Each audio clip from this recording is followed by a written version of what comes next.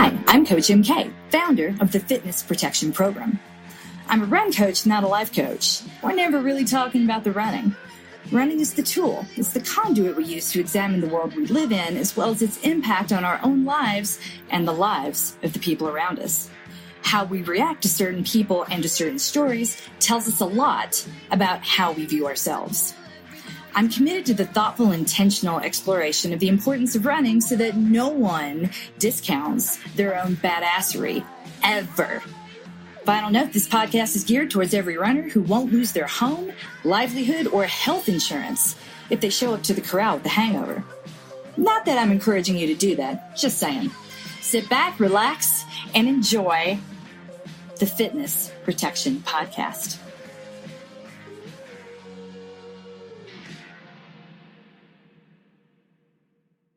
We are still in CSA fire drill mode, and we will be until the end of October, even though we are giving up a box of vegetables to our neighbors, which kills me because the October vegetables are my favorite.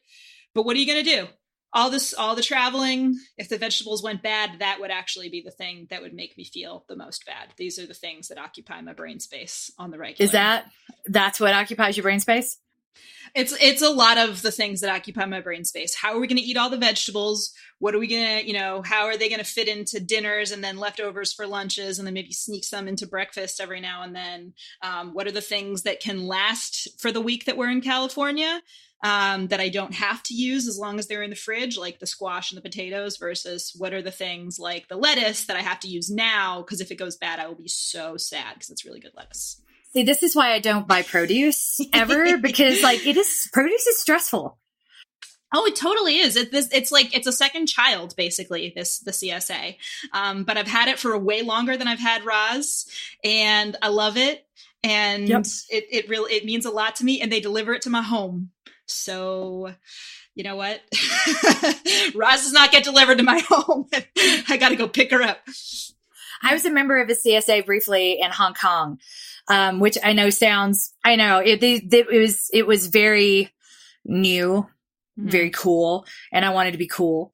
So, and I know this sounds again, really, everything I'm about to say, probably everything I'm going to say in this podcast sounds ridiculous. And I get that.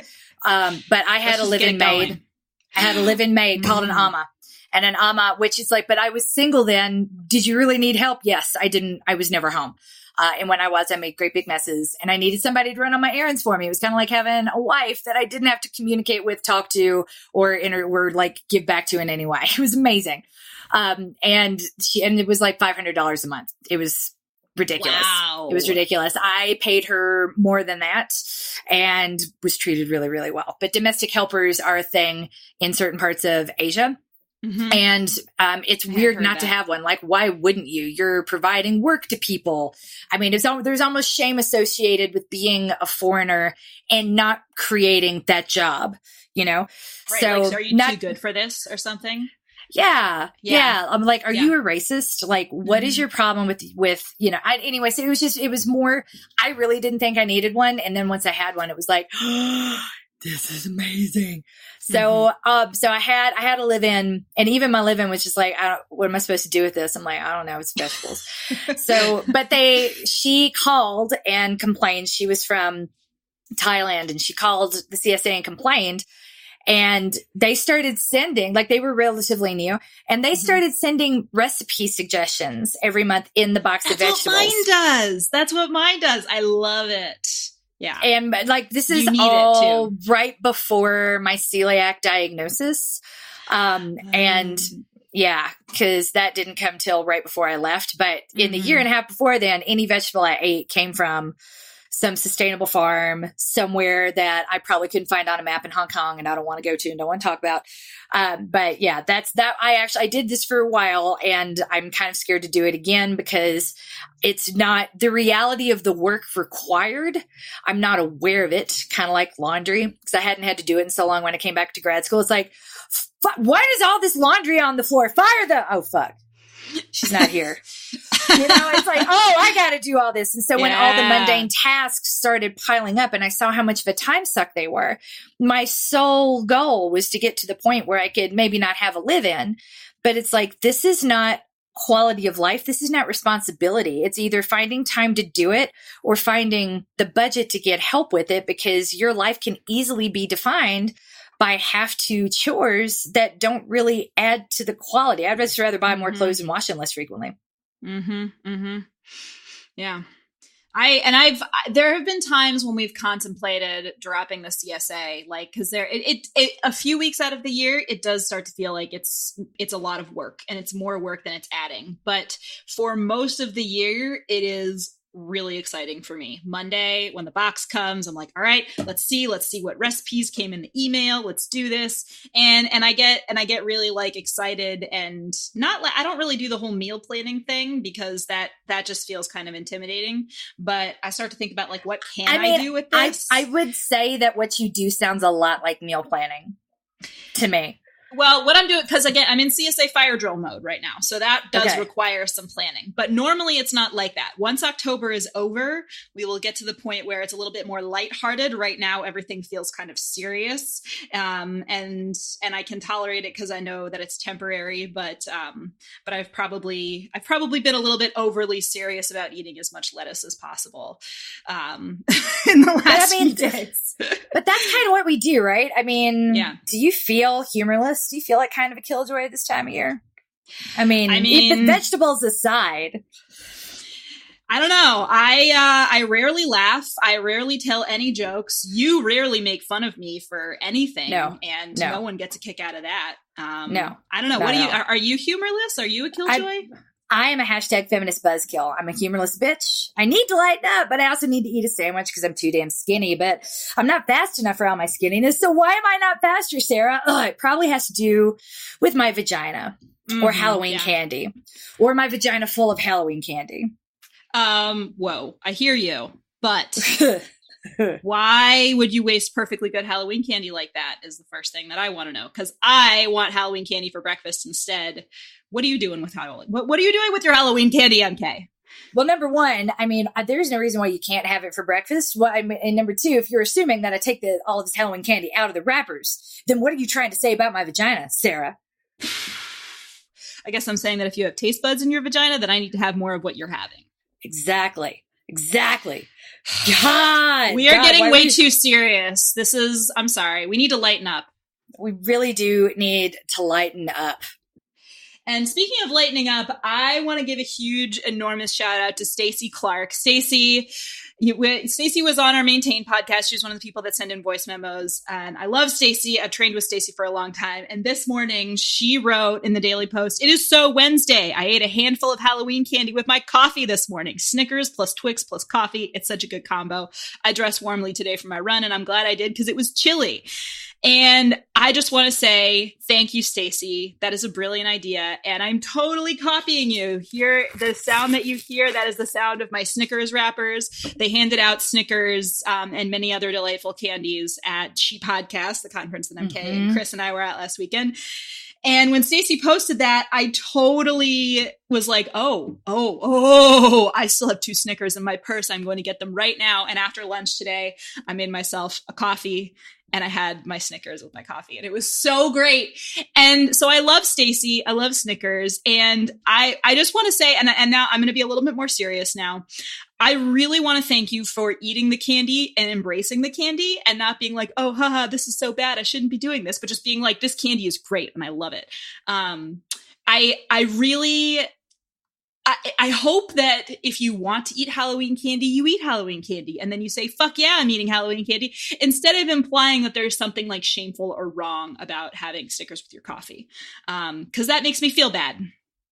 I'm like, we love candy around here, and we love vaginas too. And that's where we're going to spend the next 3 months ruining all of the holiday eating memes for you. You're welcome. And you guys, we're bringing in professional help in order to do this. Just you wait. The series is going to be called Lighten Up, which is why we say we need to do that. We think absolutely everyone does, but not in the way that you think of when you hear lighten up. So you're going to see a whole lot of memes coming your way in these next few months. Memes that make light of compulsive eating. Memes that imply that candy is somehow something people need to detox from. And by the way, that's not what a detox is, you guys. When you joke about detox, especially in this community, I promise you, You're making those jokes in front of parents who have intimate experience with detox as relates to opioids, addiction, and their children. So let's just not, okay? It's one thing to call it a Halloween hangover, but detox, not anymore, not in this day and age. It's kind of like dressing your kid like Princess Jasmine. By the way, don't dress your kid like Princess Jasmine, or if you must, skip the wig. Yeah. I want to recommend the latest episode of Dear White Women, which we have talked about on this podcast before. And in fact, we had the hosts of Dear White Women on the morning mantra as well. And we will put a link to that morning mantra in the show notes. Go ahead. As well as the episode of the podcast too, because it was pretty good. This was a podcast that was started by friends of mine that also went to Harvard, because clearly I know too many people that went to that school. Sarah and me, Sasha, met their freshman year when they decided to walk out of a diversity meeting together. Not quite sure what felt off about it, but something wasn't quite right. They are now 20 years later, finding their voices and exploring a lot of this discomfort now that they are married to people of different races. Both ladies are half Japanese, half white, and they are married to, one is married to a Canadian and the other is married to a Black man from the South. That can't be strange or confusing at all as a parent unpacking all of these different experiences that are wrapped in one little body that you're responsible for. They do it all on Dear White Women's, where they say all the things that they want to say and can't say to the people around them. This recent episode was inspired while I was on the phone with Sarah, and she was shopping and saw some Halloween costumes and was like, I gotta go. And where she was going was, again, starting to unpack some of these thoughts about what she saw in the aisle. So now that it's up, and now that you know that we are absolutely going to ruin everything in this new series, let's turn to something deep today, Sarah. Yes. Sleep. Oh my God. I need it. I need more of it. More, seriously? I mean, she podcasts aside. That was a weekend. It was a lot of fun. I didn't sleep much. It's amazing that you did, but I'm usually the person that's wide awake at 5:15 in the morning. That's been my MO forever. That was not the case in Atlanta, which, by the way, I understand why there's a song about the lights going out in Georgia. That place is dark. It is so dark. Dark.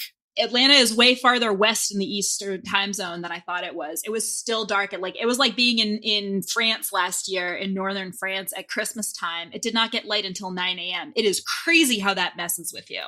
Go comparing like Georgia to northern France at Christmas time. That should make our Georgia listeners very, very happy. That is not You're welcome, my Georgia brain would have gone. listeners. Oh my God. Well played, Harvard. Well played. It reminded me of that very disorienting feeling that I felt like, okay, wait, I'm totally jet lagged. I'm totally out of my regular time zone. And also, where the hell is the sun? It's literally 8:30 in the morning and I still can't see anything outside. I was all lit up wearing all my lights, and no one else in Paris was running with lights.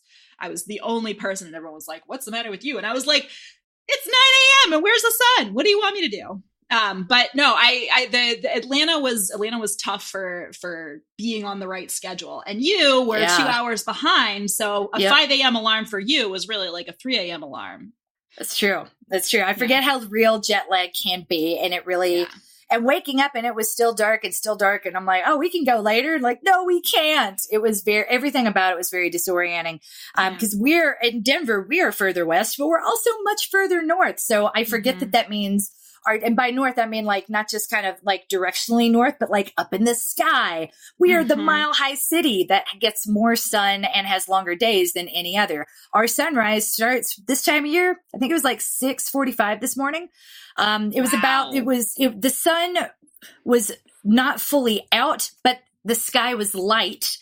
About midway through my run, we started at around 6:10, 6:12, something like that. So yeah, half of our run was in mostly darkness, and more than that, a little over half our run was, in broad daylight. Yeah. Sorry, a little less than half was in darkness, a little more than half was in daylight, because it comes up around 6:45, 6:50 there. I'll stop there.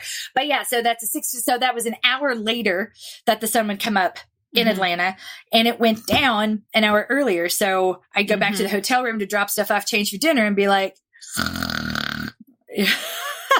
It was wild. And I didn't even change time zones. It was still kind of wild for me. And then when I came home, my flight home, I had to change planes in Baltimore. I was supposed to leave Baltimore at 10:40 p.m. and we boarded the plane, pushed back, and then they somehow bumped the plane on something. So 2.5 hours later, they're getting us off the plane. Like, sorry, this plane is not in service. So I did not get home until close to 4 a.m. And honestly, I didn't think I was going to get home that night at all. At first, they did not know if they were going to have a plane to take us home. So for the first part of the day on Monday, I was so non-functional. It was like if I had to drive a car, I would have had to say, no, I really can't. I really was completely unable to do anything. I kind of did strength circuits in the Facebook groups, but mostly I just let the timer go. I was like, keep going, guys. I have to admit that was I'll be right here. My favorite strength circuit you've ever done. That was glorious. That was amazing.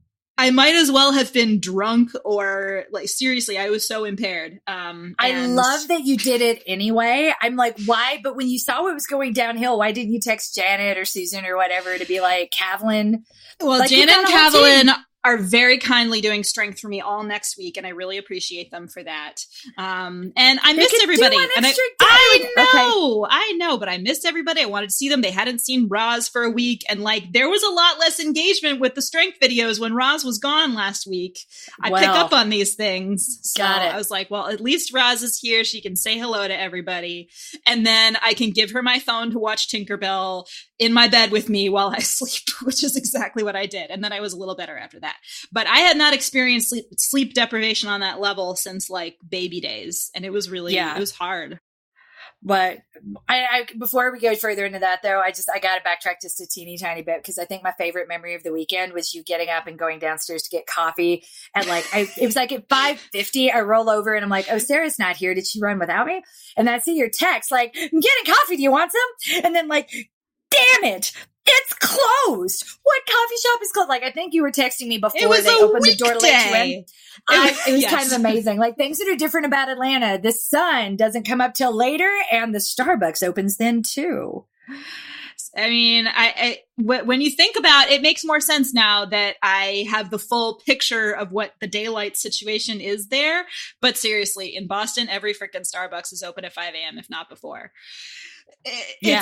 I was not expecting to find Starbucks still closed at 10 to 6. And I was a little, I was a little surprised. Was it open at 4 a.m. in Boston when you got home? Could you have gotten coffee at 4 a.m.? The McDonald's was the one thing that was open in the terminal of Baltimore where we were. And in fact, they were like, McDonald's is open upstairs if you guys want something. I know you've been on this plane for a while. And like the entire plane just like walked upstairs. Luckily, I had already watched the season finale of Succession while I was waiting for my connection in Baltimore. So my activity for this whole debacle was just scrolling through Twitter and looking at what people were saying about Succession. And that was the only thing that got me through. Thank God I watched it. Thank God you had the space for it. I've not yet watched Succession. It strikes me as one of those shows that would be kind of, I'm not there yet. I'm still in a lot of ways detoxing from the terrible, sorry, I shouldn't say detoxing. I'm the one that said that we need to not say that. I am still coming out of the fog of toxicity that was my 7-year career on Wall Street. And the uber competitiveness of Wharton after that, even though it was a different type of competition, it was a lot healthier. But everybody kind of wanted the same thing to get back to the same place. And it's hard to leave all of that behind. So when I consume pop culture, I would much rather know like who is Brad Pitt fucking right now. Like that's always going to be actual brain candy for me versus, a lived experience, which would be Billions, which would be, Succession. And so a friend of mine actually has that job that Maggie has in Billions. Like that is what she does. I feel like that character is strongly based. I'm pretty sure that character is based on her. We've not talked about it, but I'm like, there are 3 people in the world doing this job at a hedge fund. So come on, spill it. Seriously. Tell me who you've been talking to. We haven't addressed it yet, but when I go to New York for the marathon, I'm going to be like shaking her down in her when we have dinner. So I tell you that to tell you this, she's got 2 kids, got hired into this position, pregnant with her 3rd. They wanted her so badly. They were like, yeah, we don't care that you're pregnant. Yes, we know you're going to take the full maternity leave. We want you anyway. That's how good she is. And I'm like, that's great because you are going to be so sleep deprived. How in the world do you expect to function with no sleep? She's like, she was a Marine. She's like, I got 4 months maternity leave. That's plenty. I'll be climbing the walls after that. And I'm impressed by that because I look around and I think, man, if I have less than 6 hours of sleep, and I don't need as much sleep as your average bear, but still, if I get less than that 6 hour benchmark, I'm not a happy bunny. Yeah. I mean, I feel like my needs sort of, sometimes I feel great after, 7 hours sleep. Sometimes I have a night where I'm in bed for a lot longer than that, but I can tell, I've been up a few times, but the quality of sleep just isn't really great. And the quality of sleep can really vary for me based on things that I can't necessarily see or quantify. And I think that there's a real tendency to kind of overlook how real that is and how, if you don't have a lot of control over your schedule. So we're going to talk a little bit about these articles that you sent me about the NBA and people that have been actually taking a look at the NBA and the way NBA players have to arrange their lives. And just the way that having a schedule that can shift on a moment's notice, a totally irregular schedule, it really decreases your ability to have quality sleep and to know how much sleep you're going to get. And, both quantity and quality are going to go down, especially when, like NBA players, you're going across time zones all the time, which makes it even worse.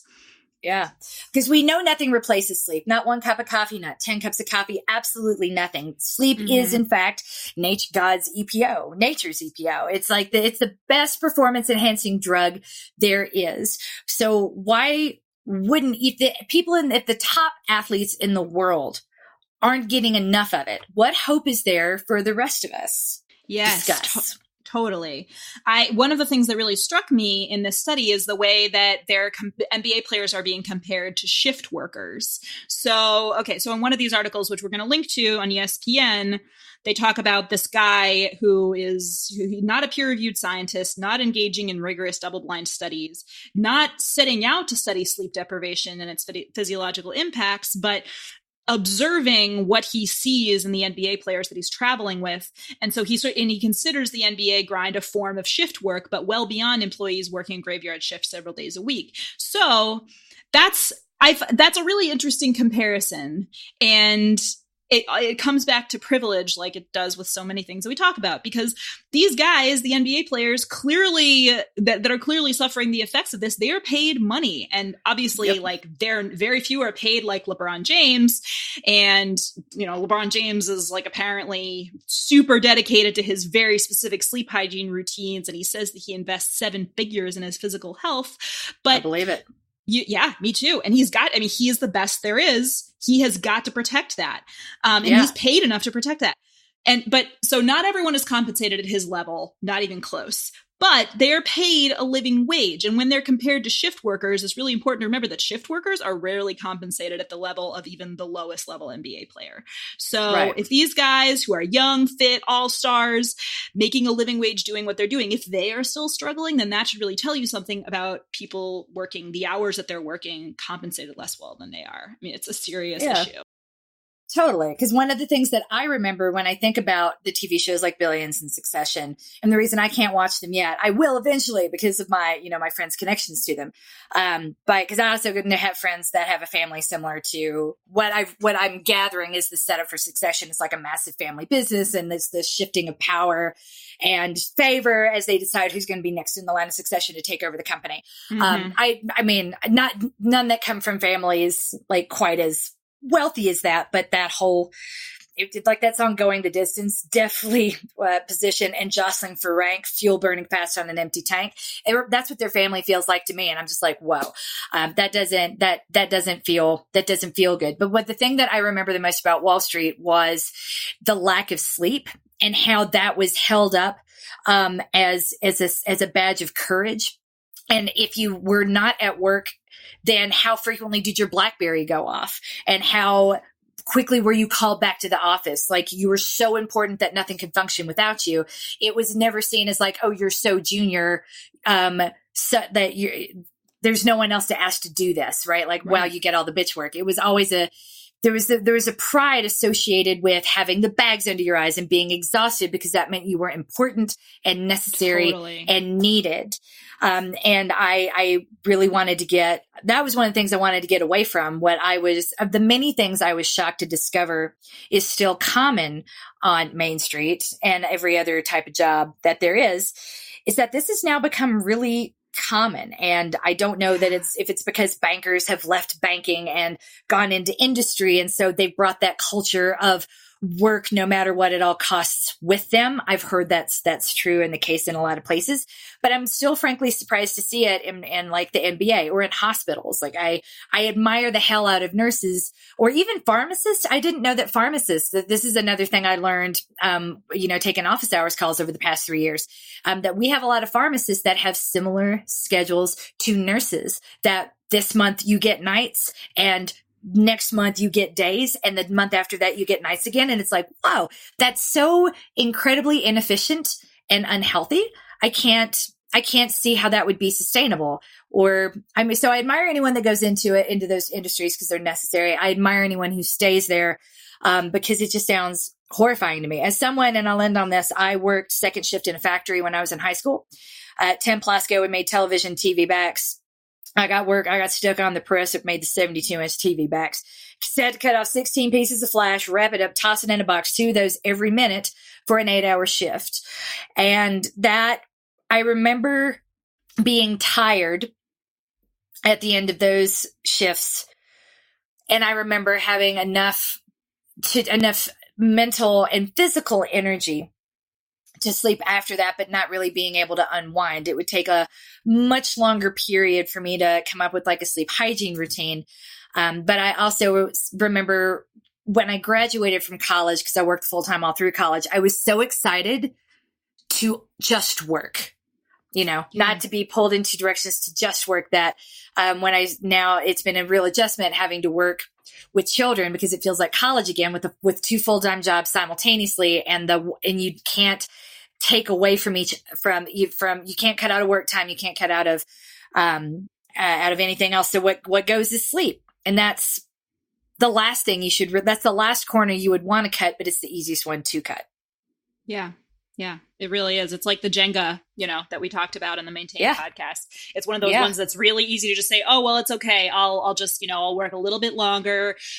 You're not going to change the time your alarm goes off the next morning. Most of the time you can't. Most of the time I can't. So like what you're really doing is just going to get this done. Just going to get this done. I'm just going to get this done. I can relax tomorrow, but you can't sleep 20 minutes later, can you? No. Yeah. 20 minutes makes a big difference in my house in the mornings for sure.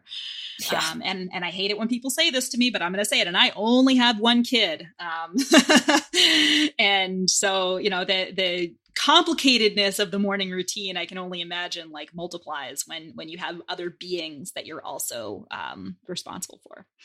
I don't know if you have a Cheyenne. I can't lie. My oldest is amazing. I love her so much. So now we don't have morning help anymore. Which was an odd change. Yes, I had one this morning, but I was able to schedule that in advance. But our new nanny is stable evening help, and we're going to try that in the winter. And it's been great. Everybody sleeps in more. So that is great. I love it. It's really neat. So they'll come up at like when the sun comes up, and I'll crawl in bed with me, and we just snuggle. And then we might emerge because they don't have to be at school until 8. The big 2 have to be at school at 8:50. So we'll just hang out in the bed until like 8 o'clock, and we eat breakfast, and they're into bobo bars right now. So Cheyenne will get everyone out of bed, give everyone a bobo bar. And then they all come up around 6:30, 6:45, get in my bed, and we just snuggle and eat boba bars until I realize that I'm going to have to like clean the crumbs out, and we go downstairs to get dressed. But so I tell you that to tell you this, the morning routine is fun with the Cheyenne. So go give birth to one of those, y'all. Maybe Roz will turn into a Cheyenne. I don't know. They seem like they might have some characteristics in common. I'm just saying Roz is gonna regulate. You just wait. Yeah. You just looking forward to it. It really turns on a dime. Some mornings things are going really smoothly, and then she just decides she wants to dig her heels in on one thing, and that's 20 minutes gone. And she absolutely knows it, and that's how she works. And so they're always, if I sleep 20 minutes extra, then I'm banking on everything going perfectly. And if I'm banking on everything going perfectly, that means I'm going to be kind of a little bit more in need of her to listen and follow instructions. And she smells that. She can tell when I like really need cooperation. She's like, oh, we're short on time today. Cool. Let me blow this up in your face right now. She knows she has all the leverage. And so, and if I am a little bit more relaxed and I wake up at the time that I know I need to wake up, then I have the ability to be like, all right, do your thing, whatever. I don't care. Honestly, it's like, and I say this all the time, like the art of not wanting things. It's very important in living in a small town. It's so important because everyone in a small town has power, and you just need to not want anything too much. And then no one really has power over you. And that terrifies people. When you care, they can pull your strings like a puppet master. When people don't have any idea what you care about, or they get the sense that you could get it elsewhere, that sense of powerlessness really makes them angry. Yeah. And it makes them want to leave. Like they want to try to control you, and then they just want to like tell everybody how crazy you are and back away with their hands in the air. Like, she is awful. She's the worst. They don't care. Let me tell you about MK. She is shady, and she hides things, and she does not tell you what she's thinking ever. And if you have ever been around me for more than 5 minutes, you should hear some of this and be like, really? MK, I've always thought she was kind of direct. You know, always she lies. Really? She's always so TMI. She's always talking about vaginas and stuff. I kind of felt like Seriously. I'm open about, so whenever someone says that I'm not being completely honest or not telling the truth, that right there should be a pretty big signal that's like, well, what did you try to get her to do? Right. Exactly. What did she say no to? Should really be the next question, because I've lived most of my life online, and I'm well aware that, you know, I'm from a small town, y'all. Facts ain't hard to check.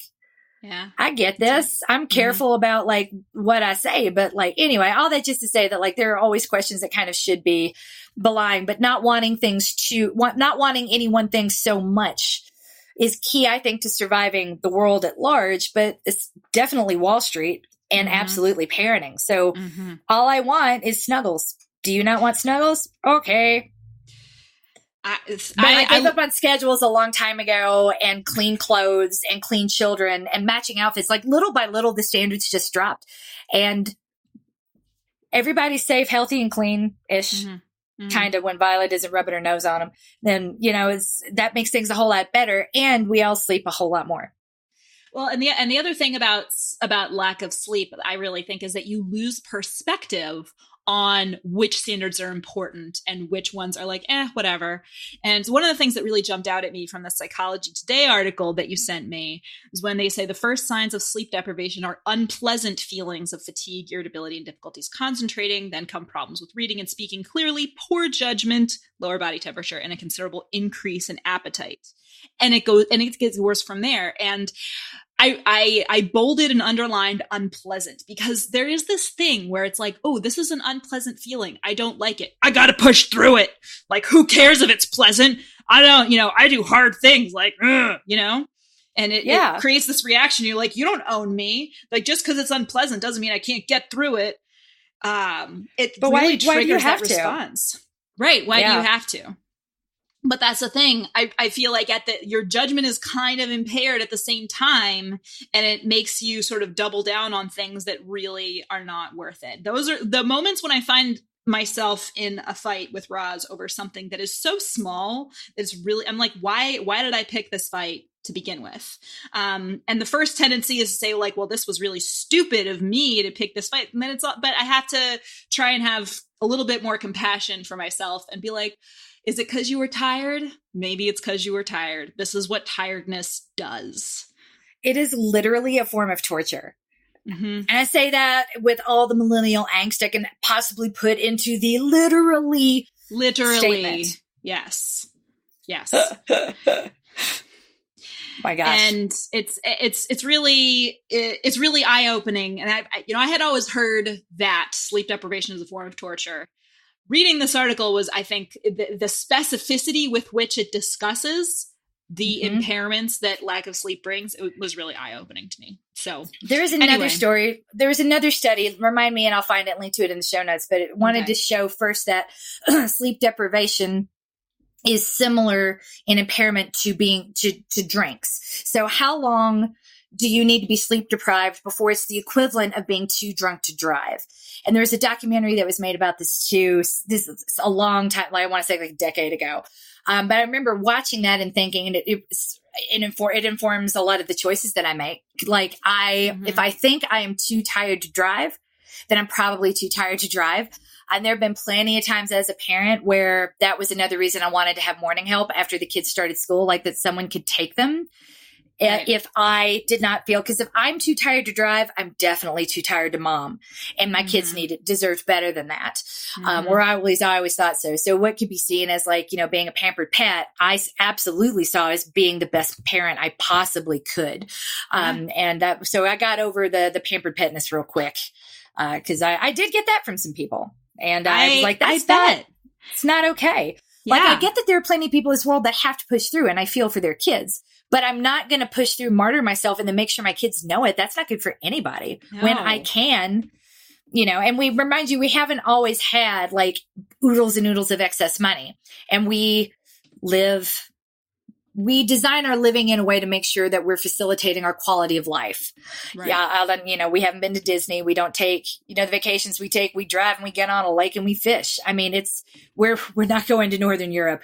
We're seeing the Northern Lights, we're not doing a lot of, and that's that we're okay with that. I don't judge anyone who does, but where we decide to spend our money, it's just a different asset allocation decision that goes into making every day as joyful as humanly possible. And that isn't going to happen if I'm too tired to function. So we know we need sleep. We know we need sleep. And LeBron invests how much? $1 million in his body. How much of that is on sleep hygiene, or is all of that on sleep hygiene? You said $1 million on his sleep hygiene routine. And I wanted to go back and be like, is that specifically on sleep hygiene, or is that just I think that was everything he does for his physical wellness. Okay, let me find the quote exactly, but that includes, among many other things, his his dedication to his sleep hygiene, and his sort of fending off the fatigue that he knows will come if he isn't really, really, really, really, really, really careful. So let me see if I can find the exact quote. The 4-time MVP famously says he invests 7 figures a year on his fitness and physical well-being. But the one thing James has come to appreciate more than anything is sleep. And then it goes on to say the temperature in his hotel rooms is set to 68 to 70 degrees. Nearby electronics are shut off 30 to 45 minutes before he settles into bed. And when that happens, a sleep app on his phone serenades him with the soothing sound of rain falling on leaves. That is LeBron James, yo. Love it. Love it. So we know we need sleep, and we don't have $1 million to invest in it. How do we get more? Lots of us have trouble falling asleep, period. So let's start there. Whatever your reason is, that reason is valid. Willpower is bullshit, period. It not just with diets, it doesn't exist. If you lie down and your brain keeps spinning, that could be anxiety. That could be real. The anxiety, not all anxiety is made up. And the way we talk about it, as though it's like an imbalance in your brain, as opposed to caused by very real fears and very real things that could be very, very, very real in general, or just to you, based either on your experiences or whatever you're facing at the moment. So let me validate you if you feel that. That's probably you being a really terrific parent. That's probably you being a really terrific spouse. There's some fears and anxieties that keep me awake at night too. But if they're keeping you up so frequently that you are frequently scared to drive, that you are frequently falling behind at work, then that means your executive function is impaired. And we'll come back to what that means in a minute. Another thing that could be happening when it all spins around is ADHD. So fun fact, ADHD isn't just a kid who wants it still. It's actually a condition of the mind. My mind never stops. It's why I work all night long when I have a really good idea, as Sarah learned this weekend. If you saw my panel talk, I fidget like crazy. This is how I stay connected to what I'm doing. I'm seeking sensory input in a place where there may be none to keep me focused. It can be really distracting to others. That's why my mom hates it. It drove my poor mother crazy. And she's a special ed teacher, man. So she knows how to deal, but even she would be overwhelmed by how much sensory input I needed in order to just say sit still during church. Yeah. So that, when people are like, you're being really distracting. That's when I say something really kind like, just ignore it. Don't you have willpower? Neuronormative person, you? Just kidding. Just kidding. So if anything I'm saying right now sounds kind of like you, then I'm with you. Going to sleep can be really, really tricky. Your eyes can be tired, your legs can be tired, and your brain can be just like me, seeking sensory input, firing on all cylinders, somehow unable to stop. If it goes on long enough, as I said, that you aren't sleeping well, you really need to speak to your doctor. Help is available, and that does not make you weak or busted. Again, those anxieties could be caused by real things, which means that you're adulting like an absolute boss. It's when you get overwhelmed and you need those executive functions to happen, and not being able to sleep qualifies. That's kind of where therapy and some really amazing medications can step in. As someone who has to, take Adderall, and who's been back, has been very open about that journey, being back on that recently. I have to talk about my sleep patterns all the time with my therapist, and not because I'm taking a powerful stimulant, but more importantly, if I'm not able to sleep at night and taking a stimulant and I'm not sleeping enough, that's the danger zone. Yeah. So for me, it's way more fun than discussing like socially acceptable ways to fidget that will either fly under the radar or make me seem like a genius rather than a spaz. By the way, that phrase is reductive and nasty. Don't ever use it. Don't ever use it. My fidgeting is in no way connected to my intellect. And yes, I fidget to wake up. I fidget to fall asleep. I fidget to stay connected to what I'm doing. And I'm fidgeting right now, y'all. I'm a machine. So while I bounce under this table and shake my hands really, really, really quickly, Sarah, tell us about your sleep hygiene routine. That was the sound of me taking a screenshot of you fidgeting because I love it. I love it. So my sleep hygiene routine is, I don't know. I think that it sort of is situation specific, but the non-negotiable thing for me is that I put my phone on the charger downstairs. I do not keep chargers in my room. And once I do that and I walk upstairs, like literally to a different level in the house from where my phone is, that is it. I am up for the night. I'm not going back to that phone for any reason. And that is that's the signal to me that just kind of says, okay, we're done now. We're done thinking about work stuff. We're done, thinking about responding to Facebook things. Have I not queued up the Facebook post for tomorrow morning yet? Nope, I guess not. Okay, I'll do them in the morning. Fine. Like I don't go back to my phone for any reason once I've consciously done that. And then after that, I come upstairs, I brush and floss my teeth. And I really like to do mouthwash after flossing. It just like kind of gets all up in there and I like it. And then I get in bed and I read a book, and it does not really matter what book it is. I have a big stack on my nightstand. And if it's not like the book that I'm currently reading, that happens to be at the top of the stack, cool, whatever. I'll just read a different one that I know. I have like a book of essays by Pauline Kael that my brother gave me for Christmas. She's a film critic who wrote amazing stuff for The New Yorker starting back in like the 60s. And I have not read even close to the whole book. I don't know if I ever will, but it's really nice to just have right there, because even if whatever like sort of more narrative thing I happen to be reading at the moment isn't available, that is always a really nice way to unwind for me. It has to be something. And if the book that I want to read is downstairs, too bad, I'm not going back downstairs. It's got to be something that's next to my bed. And even if it's later than I want to be going to sleep, I need at least 5 minutes of that before we turn off the lights. I cannot go straight from getting in bed and turning off the lights. I have to have a few minutes of just like being in there, being under the covers, and kind of letting myself feel physically like, all right, I've relaxed now. My brain is starting to kind of shut down in different ways. And then as soon as I feel my eyelids getting heavy, then we're good. I'm off. We're turning off the lights and going to sleep. That's a lot of rules. And that's honestly the first time that I've ever really considered how many rules I have, because I know that if I walk back downstairs, I'm going to be like, well, let me just see if there are any more notifications in Slack that I need to do anything about. And so I've never really even said it out. I didn't even type this into the notes because I wasn't thinking about it, but that is what I have to set limits with myself about work, because the work that we do can expand to fill all of the space that we have. You know this better than anyone. It's like gas. Yeah, it is. And so I have to set really firm limits with myself. And that is one of them that I respect pretty well. Not perfectly, but really well. Yeah, no, but all of that's really important. So that kind of leads to what I wanted to get to. The sensory destimulating process is referred to sleep hygiene. It sounds hokey as hell. Take baths, write in a journal, turn off your screens, turn off your notifications. But what they're getting at is that we need to signal our brains that it's time to sleep. Kind of like I have everyone do the warm-up routine. You need to signal that it's time to run. And for a lot of us, that's a process. Getting ready to do something, anything, like we're shifting gears, can be a process. Wearing your brain out is very likely to backfire. Whereas preparing for bed, that shit works. Once you lock into something that is effective and recognize what makes it effective and stick with it, sleep hygiene is really transformative. So like in my therapy session last week, where we always, we have to start off every session now talking about my sleep because I'm on this powerful stimulant.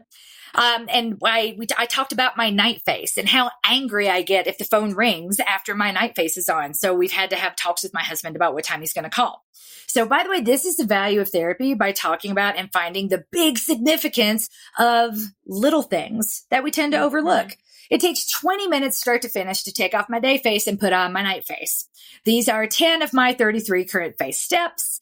And again, as excessive and insane as this sounds, I really hadn't realized until I vocalized it in therapy how much better I've been sleeping since I added them. My sleep was already on lock before I started taking Adderall again. So I promise you, the ceremony of washing off the day and putting on the night, which I do not want to rub off night face at all, because my night routine costs $60. And this is ridiculous and luxurious. And not everyone has $60 to spend twice a year on nighttime skincare. But I do not want to toss and turn once I fall asleep in a certain position. Night face dictates a lot of what I do. So when I think about all these things, it's no wonder really at all that I'm sleeping better. Yeah. So to give you kind of an idea, like here's a sampling of my night routine and how it goes. So night face can't go on until after the kids are down, because they love to touch my face and they're going to love to wipe off whatever it is that I put on. So they go down at 7. If I'm still hungry, then I eat, and then night face. Oh no, wait, can't do that. So my husband now calls at 8:30. And then once we're off the phone, I really don't want to be annoyed when he calls. Night face happens after he calls, and that's around 9 o'clock. So I change, I charge everything, I prepare the bed area for night face. And what that means is I get everything out that I'm going to need in the morning and put it at the foot of the bed. I check my alarms, because once I lie down, that is it. When my podcast is on, brain goes off. So here's the routine: oil cleanse, foam cleanse, toner, essence, serum, exfoliating layer, essence number 2, trintonin layer, hydration, which is basically a moisturizer, sleep mask. And every other night, I use a collagen lip and eye mask. Okay, so like that's 12 steps, but whatever, yellow, it's great. And that's a lot, 20 minutes. And the final step with the collagen lip and eye mask, that in and of itself, when I do those, can take an additional 20 minutes where I just lie down with that on my face and I'm fine to fall asleep with them right where they are.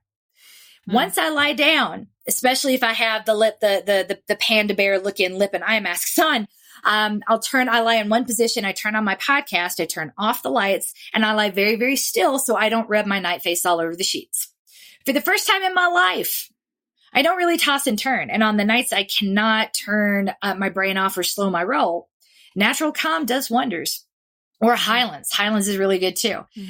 I realize it sounds like a lot, and it is, but it's really important to find what works for you. But you can't do that until you know what you're looking for. bullet journaling at night and baths don't appeal to me and they wouldn't work for me. And that's okay. These are highly recommended by most therapists right now, by the way, and my husband does them and he loves both, but I'm neither a bath person nor that kind of a casual writer. When I start writing, I start storytelling and I look for the importance in things, and that fires up the parts of my brain that I need to turn off. As for baths, the reason they matter is that rapid cooling down as you exit the bath causes a surge of dopamine and serotonin, signaling relaxation and happy hormones that is believed to be helpful in sleeping. We have all kinds of studies about this. I get that same dopamine rush from massaging and tapping my face for 20 minutes because it's the same neurotransmitters in your face that are in the rest of your head. And that rapid cooling sensation, I'm standing under really hot lights in my super tiny bathroom, is I get that same temperature drop just by opening the door and walking out into the hall in my old house. So this is why night face, without realizing it, had become so important. Once my night face is on, what could you possibly need right now? My night face is on. I'm done. You are standing between me and the bed. Get off the way. So anything that gets there between night face and sleep, it's really annoying to me. And because I'm excited for that next step, which is going to be sleep. So I make sure nothing does. And now I sleep better than really I ever have before.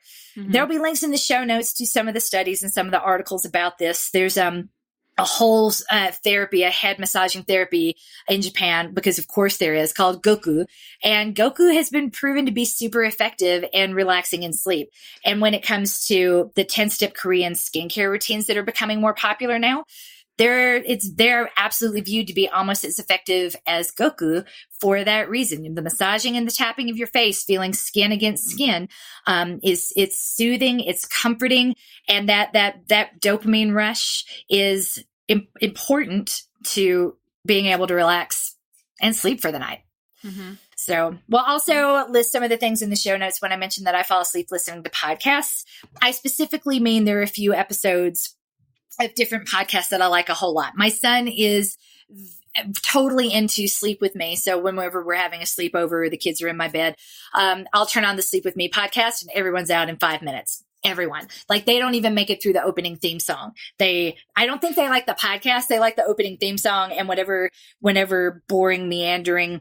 If you haven't heard Sleep With Me, it's by Drew Ackerman. It's a really terrific podcast. It's a really awesome concept. He puts on the most boring, wandering, dulcet tone voice you've ever heard. And is like, I'm just going to ramble and wander and go down rabbit holes until you totally tune out and fall asleep. And it's effective. It is super effective. We had to start doing this for my son when he was having trouble.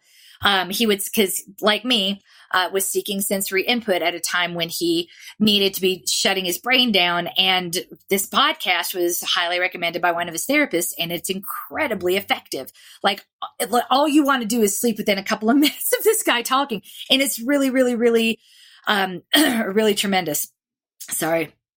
More notifications on my screen. Anyway, so this is why we got to turn that shit off when we go to sleep. I know. They're all popping up on my computer screen right now. But another podcast is an episode of Still Processing, the Whitney Houston episode. There is one of the opening.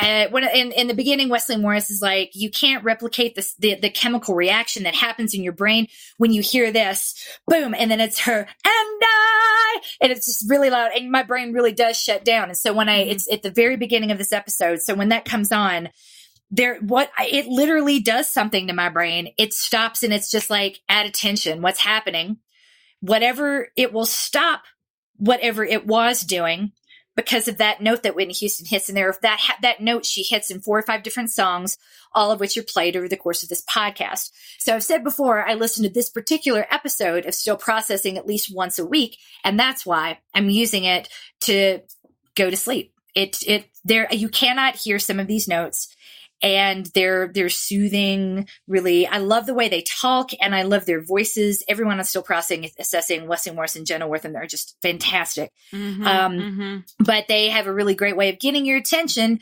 and holding on to it in a non-demanding way. So that podcast is critical. Like, it's not the sort of thing that would put you to sleep.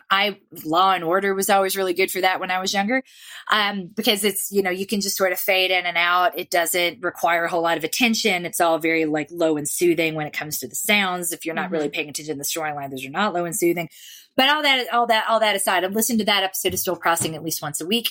Another one is Conan O'Brien, Conan Needs Friends, the episode with Hannah Gadsby. It's just incredible.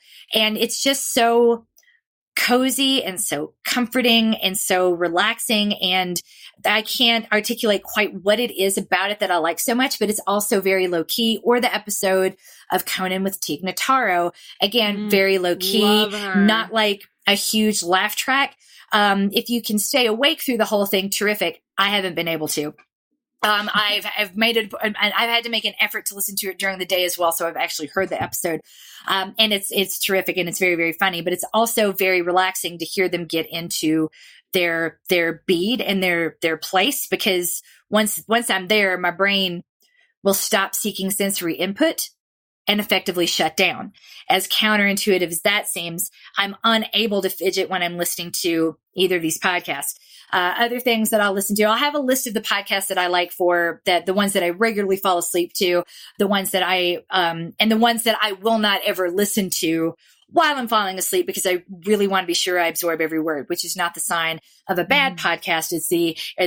Where if I want to fall asleep to a podcast, that doesn't mean it's bad. It's quite the opposite. Yeah, they're just that they give you different things. They feed different signals to your brain and they cause different reactions in you. Yeah, because if I was to try to fall asleep listening to Rain on Leaves, I know for a fact that wouldn't work. I've tried it before. The times when I've really needed to relax, those sounds have relaxed and soothed, but they have not provided the sensory input that my brain was looking for, or the sensory disruption, the thing to focus on that my brain was looking for when I'm in a singular position trying to fall asleep. Yeah.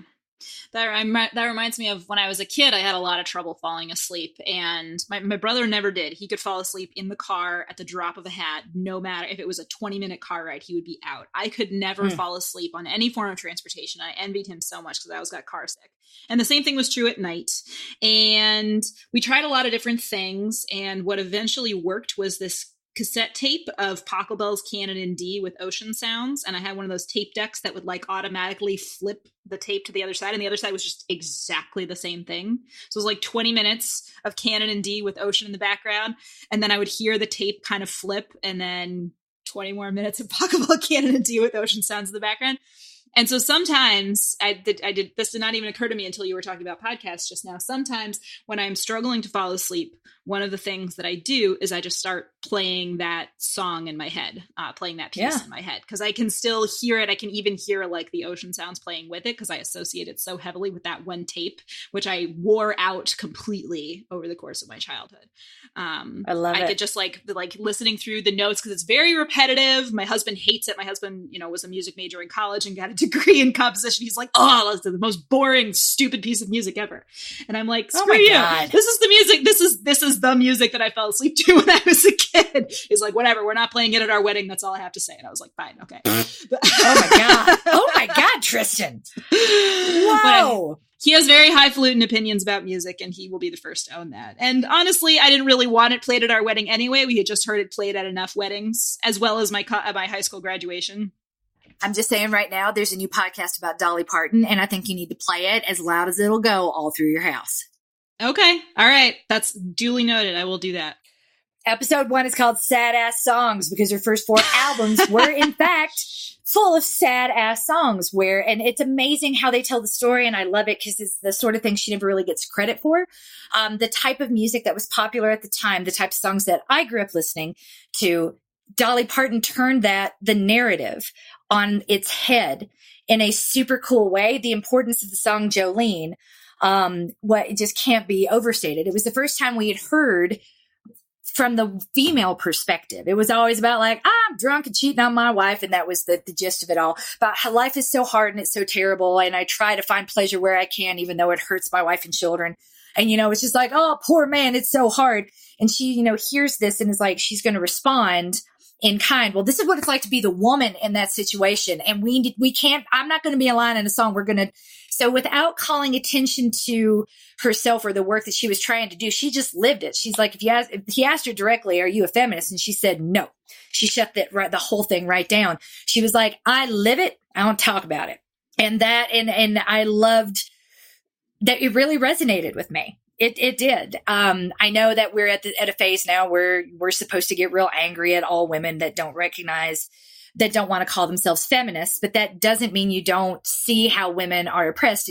That's usually a statement on the movement. Does the movement where it's at right now represent you or speak to you or not? If not, that's something the movement needs to pay attention to, in my opinion, rather than demonizing the person for not wanting to be associated with the word.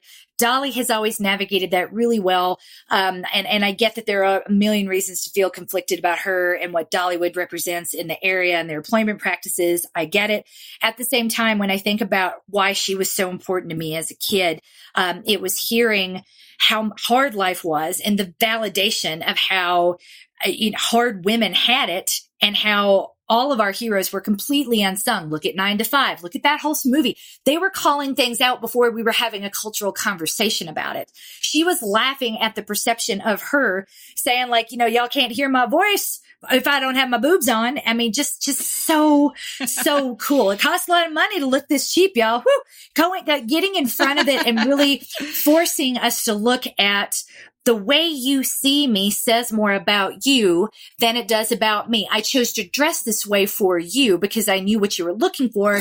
And I'm calling it. She was just so smart about how she went out about it and owned every bit of it. I truly can't think of a better role model for my kids or for myself when I try to think about like, what does it mean to live my values?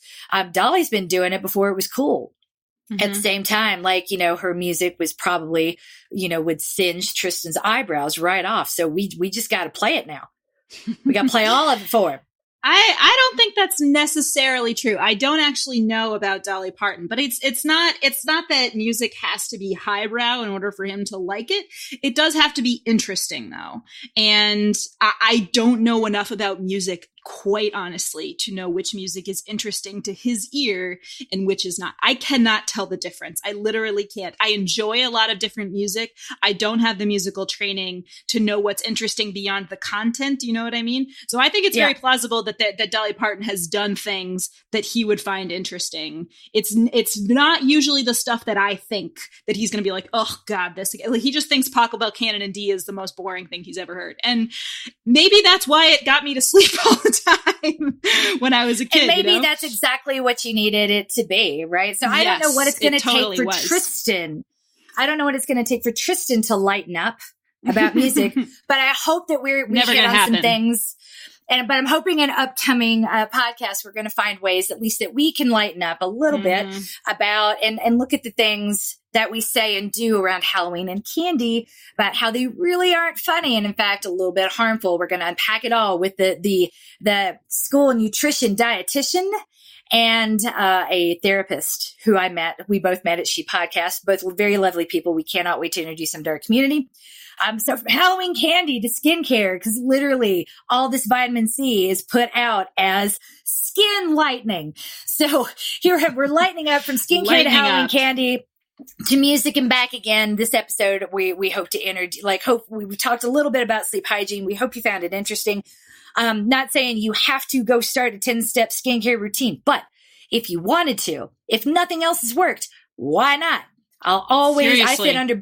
I fit under buses really, really well, y'all. I'm going to put, throw me under the bus and say, my coach says I got to get more sleep. So I'm going to do this and go by whatever the F you want. I will list the products that I use and why I use them in a much longer blog post that will accompany the show notes. Because my evolution, remember, I've kind of fell down a rabbit hole and then just wanted more and more and more, because once you get a little bit, once you see something working, you're like, oh, what else can I do? And it's this huge positive feedback loop. And then when you see how important it all is, I'm spending 40 minutes now a day taking care of myself.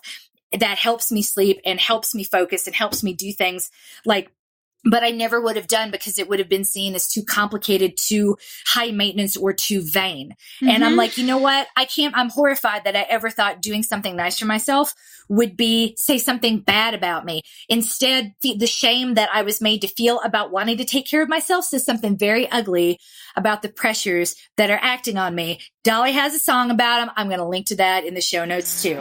You are coached. You are loved.